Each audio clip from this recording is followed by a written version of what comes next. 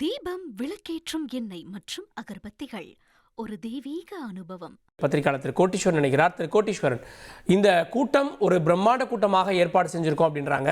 இதுல எல்லா கட்சிகளும் வரும்னு நினைக்கிறீங்களா? யாரெல்லாம் என்டிஏக்கு வருவதற்கு இன்னும் வாய்ப்பு இருக்கு? அதான் முதல்ல பிரதமர் வராங்க அப்படின்னும் போது கூட்டத்தை காட்டணும் ஃபர்ஸ்ட். அப்புறம் அதுக்கு ஒரு 3-4 கட்சிகள்னா குறைந்தபட்சம் இருக்கணும். அப்போ ஒரு மினிமம் தேவைகளை அவங்க பூர்த்தி செய்து விட்டார்கள். இப்போ ஓபிஎஸ் அவர்கள் வருவாங்களா இல்ல பிரேமலதா விஜயகாந்த் அவங்க வராங்களா அப்படின்றது மேக்சிமம். இப்போ இதுல சிறிய கட்சிகள் இருக்குங்களா, இப்போ ஐஜேகே இருக்கு, அதுக்கப்புறம் ஜான் பாண்டியன் இருக்கிறாங்க. ஸோ அந்த மாதிரி உங்களுக்கு கூட்டணி தலைவர் வரும்போது கிட்டத்தட்ட ஒரு 7-8 கூட்டணி தலைவர்கள் நாளைக்கு மேடையில காட்டுறதுக்கு வாய்ப்பு இருக்கு. அன்புமணி ராமதாஸ் இருக்காங்க, அதுக்கப்புறமா டிடிவி இருக்காங்க.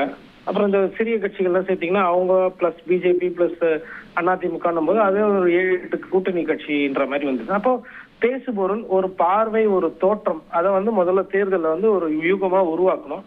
அந்த வியூகத்துல அதிமுக பின்னாடி தங்கி இருந்தது. திமுகவோட பார்க்கும்போது திமுகவுக்கு அந்த வியூகமும் தோற்றமும் பலமாகவே இருந்தது. அந்த இடத்த பிடிக்கிறதுக்கு இப்ப அதிமுக என்டிஏ தலைமையில வந்துகிட்டு இருக்கு. கிட்டத்தட்ட இது ஒருங்கிணைந்த ஒரு அதிமுக அமையுதுன்னா அது திமுக வீழ்த்தக்கூடிய சக்திகள் படைத்தது, கடந்த காலத்துல வீழ்த்தி இருக்கு. அதனால இது எப்படி போகுதுன்னு பார்க்கணும். இன்னைக்கு பார்வையில கூட்டணி என்பது அதிமுகவுக்கும் இன்னைக்கு கூட்டணி இருக்கு. இப்ப அதிமுக கூட்டணி இல்ல அப்படின்லாம் இதுக்கப்புறம் கடந்து போக முடியாது.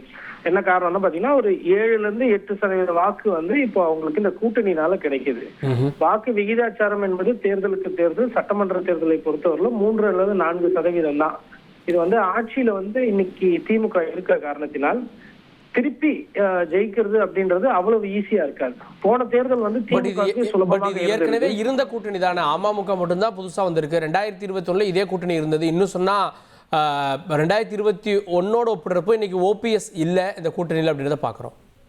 ஆமா, குறிப்பா நீங்க சொன்னது ஒரு முக்கியமான பாயிண்ட் தான். அதாவது ஓபிஎஸ் இல்ல, செங்கோட்டையன் இல்ல. பட் அதை தாண்டி என்ன இங்க ரொம்ப முக்கியம்னா 5 வருஷம் யார் ஆட்சியில இருக்காங்கன்றது முக்கியம். ஆட்சியில இருக்கும்போது உங்களோட அந்த சட்டம் ஒழுங்கு சரியில்லை, இல்ல மக்களுக்கு நீங்க விலைவாசி எல்லாம் ஏத்தி விட்டுட்டீங்களா, மக்களோட கோவத்தை நீங்க சம்பாதிச்சிருப்பீங்க. அது தெரியாது. அது இருக்கா இல்லையான்றது தேர்தல் தான் தெரியும். கண்ணெதிரில் தெரியறது கூட்டணி கணக்கு. ஆனா கிட்டத்தட்ட அந்த கூட்டணிக்கு அவங்க பழைய கூட்டணிக்கே போறாங்க அப்படின்னா அப்ப 3% தானே வாக்கு வித்தியாசம் இருக்கு. 3% வாக்கு வித்தியாசம் இருக்கும் பொழுது நீங்க ஆளுகின்ற கட்சியாக இருக்கும் பொழுது நீங்க அந்த பழைய மாதிரி எல்லாம் உங்களால அந்த வெற்றி பெறதுன்றது. அப்ப எனக்கு என்ன புரியுதுன்னா, ஐயா திரு ஸ்டாலின் அவர்கள் 200 சீட்டு சொல்றீங்களா, அதுவும் நடக்கிறதுக்கு சாத்தியம் இல்ல. இந்த கூட்டணியை வைத்து பார்க்கும்போது எடப்பாடி பழனிசாமி 210 நாங்க ஜெயிப்போம்னு சொல்லுவார் பாருங்க, அதுவும் சாத்தியம் இல்ல. இது தொகுதிக்கு தொகுதி ஒரு டைட்டான தேர்தலா இது போகும். மக்கள் ரொம்ப கவனமா வேட்பாளரை பார்ப்பாங்க. அப்படிதான் இந்த தொகுதி போகுது. இதை சுலபமா கூட்டணி பலத்தை வைத்து யாருமே ஜெயிச்சுட்டு போயிட முடியாது. இது ஒரு சமமான ஒரு போட்டியா இருக்கும். நாம் தமிழர் கட்சி எதிர்பார்த்த ஒரு பெரிய இம்பேக்டை இந்த தேர்தலை கிரியேட் பண்ணாது. அவங்க கணிசமான வாக்குகள் வாங்குவாங்க. ஏன்னா இந்த நேரம் அவங்க விஜய் அவர்கள் சார் வீட்டுல கூட்டணி பேச்சுவார்த்தை, வேட்பாளர் வந்தாங்க, அப்புறம் எனக்கு தான் சீட்டு தரணும்னு ஒரு 2 இடத்துல சண்டை பிரச்சனை எல்லாமே வரும் அரசியல்ல. அது எல்லாமே நடந்துகிட்டு இருக்கணும். ஆனா தாவேகா தரப்புல அந்த மாதிரி நிகழ்வுகள், அரசியல் நிகழ்வுகள் எதுவுமே இல்லாம இருக்கு. இப்போ பியூஷ் கோயல் 2 நாள் இருக்கிறாரு அப்படின்னும் போது ஒரு பர்செப்ஷனை கொண்டு வராங்க பாருங்க.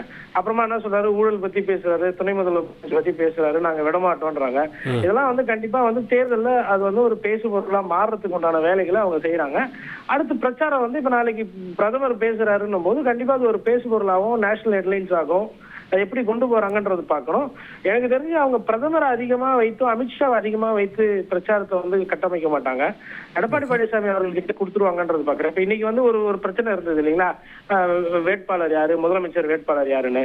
பியூஷ் கோயல் சொல்றாரு, எங்களோட முதலமைச்சர் வேட்பாளர் வீட்டுக்கு விருந்து சாப்பிட வந்திருக்குன்றாங்க. வானதி சீனிவாசன் அதே சொல்றாங்க.